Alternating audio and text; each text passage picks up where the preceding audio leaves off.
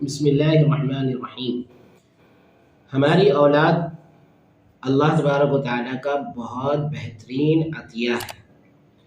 اور یہ اللہ کی ایسی نعمت ہے کہ جس نعمت کا دنیا میں کوئی بدل نہیں، اور یہ نعمت صرف اللہ کی طرف سے ہم کو ملتی ہے، اور اللہ تبارک و تعالیٰ ہی ہم کو یہ نعمت عطا فرما سکتے ہیں۔ دنیا کی کوئی طاقت ہم کو یہ نعمت نہیں دلا سکتی۔ اس لیے اللہ تبارک و تعالیٰ نے بھی قرآن کریم کے اندر فرمایا یَهَبُ لِمَن يَشَاءُ إِنَاثًا وَيَهَبُ لِمَن يَشَاءُ الذُّكُورَ۔ اللہ تبارک و تعالیٰ جس کو چاہتے ہیں لڑکا دیتے ہیں، اور اللہ تعالیٰ جس کو چاہتے ہیں لڑکی عطا فرماتے ہیں۔ تو اللہ تبارک و تعالیٰ ہی اولاد عطا فرماتے ہیں، یہ اللہ کی بہت بڑی نعمت ہے۔ اب ہمارے پاس اولاد کا پیدا ہونا یہ ہمارے لیے بڑی خوشی کی بات ہوتی ہے، اور ہم جو ہے اپنی اولاد کی پیدائش پر خوشی تو مناتے ہیں، لیکن ہم یہ نہیں سوچتے کہ ہمارے اولاد کے بارے میں ہمارے اوپر کیا ذمہ داری ہے۔ ہم اپنی اولاد کو کوئی اہمیت نہیں دیتے، بس ہماری نظر میں اپنی اولاد کی اہمیت یہیں تک ہوتی ہے کہ ہم کو جو ہے ان کے کھلانے پلانے کی فکر کرنی ہے، اسی طرح جو ہے ان کے کپڑے کی فکر کرنی ہے، ان کے صحت کی فکر کرنی ہے۔ بس ہماری فکریں اور ہماری ذمہ داریاں ہم یہیں تک سمجھتے ہیں، حالانکہ ایسا نہیں ہوتا۔ ہمارے یہاں اگر ایک بچہ پیدا ہوا تو وہ جیسے ہماری اولاد ہوتا ہے، کوئی لڑکی پیدا ہوئی، کوئی لڑکا پیدا ہوا، تو جس طرح وہ ہماری اولاد ہے اسی طرح وہ نبی کا امتی ہے،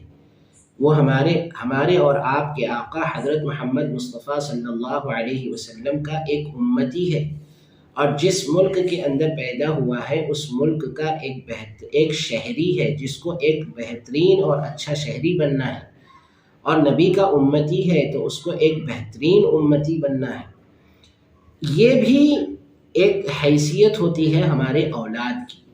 ہم نے آج تک اس ناحیے سے اور اس طور پر ہم نے جو ہے اپنی اولاد کو نہیں سوچا، حالانکہ یہودی جو ہے، جو اس دنیا کے اندر سب سے زیادہ ابھی ڈومینیشن کے اندر ہے، وہ لوگ اس اہمیت کو سمجھتے ہیں۔ ان کے پاس جو ہے کوئی بھی بچہ پیدا ہوتا ہے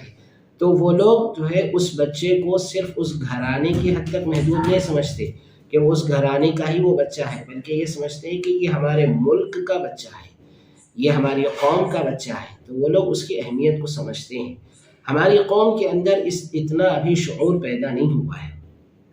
تو ہم اپنی اولاد کے بارے میں یہ سوچیں کہ ہماری اولاد جو ہے ہمارے لیے اللہ کی ایک نعمت ہے، اور اللہ تبارک و تعالیٰ نے ہم کو یہ نعمت عطا فرمائی ہے۔ تو اب ہماری اولاد کے تعلق سے ہماری ذمہ داری صرف یہاں تک نہیں ہوتی کہ صرف جو ہے ہم ان کے کھلانے پلانے کی فکر کریں، ان کی صحت کی فکر کریں، ان کی اچھی تربیت اور ان کو اچھا ماحول دینا، یہ بھی ہمارے لیے ضروری ہے۔ اللہ کے رسول صلی اللہ علیہ وسلم نے فرمایا ما نحل والد ولدا افضل من ادب حسن۔ آپ نے فرمایا کہ ماں باپ جو ہے اپنی اولاد کے لیے جتنا کرتے ہیں ان میں سب سے اچھی چیز اور سب سے بہترین چیز جو اپنی اولاد کے لیے وہ کر سکتے ہیں وہ ان کو اچھے اخلاق دلانا ہے، اور اچھے اخلاق دلانا اور ان کے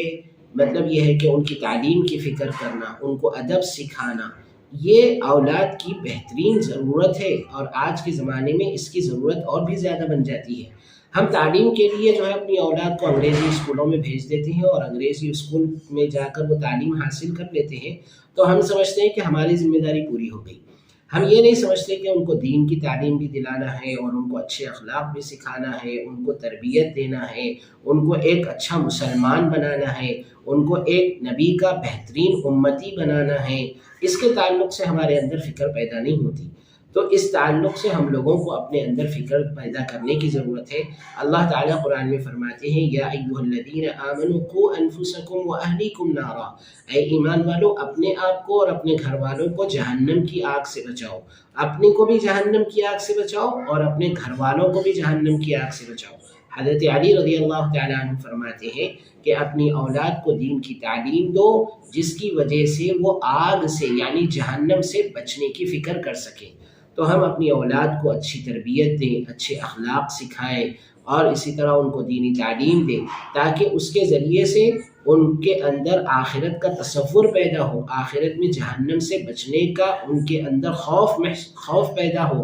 اور اللہ کا ڈر ان کے اندر پیدا ہو۔ ان تمام چیزوں